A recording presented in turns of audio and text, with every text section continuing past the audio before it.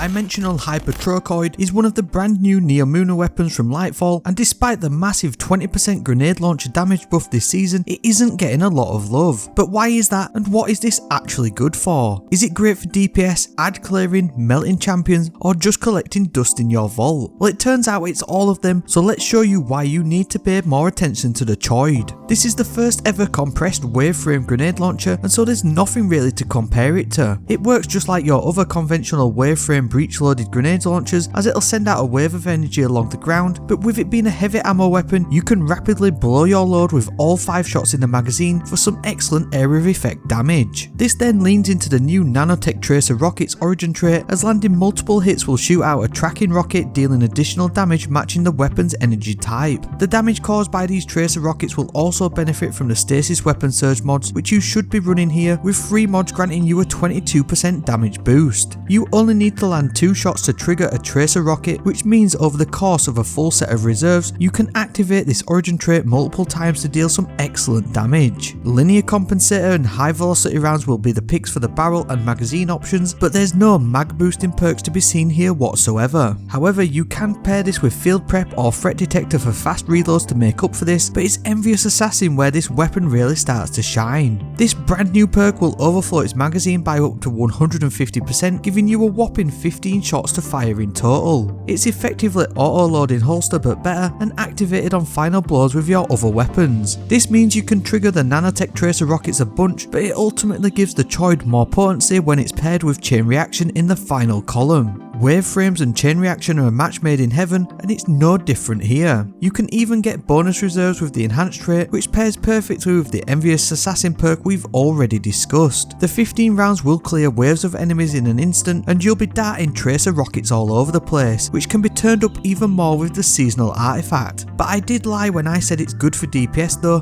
because it does actually suck. It can pack a punch, especially if you go with Vorpal Weapon for the 10% damage boost to bosses. This will hit for about 900,000 total damage on a boss inside a Well of Radiance, which isn't too shabby. However, even though itself might not be good for DPS as you can see, it's also great for DPS because you can easily pair it with the current top heavy hitters like Cloud Strike, Merciless or even Izzy, which are more than capable of taking that mantle and are even more potent in a double special loadout. The reason for this is that if you are running a double special loadout, you essentially get heavy ammo to drop way more often, and you can use this to get your God Rolled Hypotrochoid to clear groups of enemies, which in turn will then feed you green special ammo. I'm permanently running around with the new Raid Trace Rifle and Exotic Shotgun, so something like the Choid is an excellent addition to my builds for high-end ad clear in squeaky bum time moments. What doesn't suck ass though is the new strongest Warlock build. Find out why and how to master it in this next quick 3-minute build video.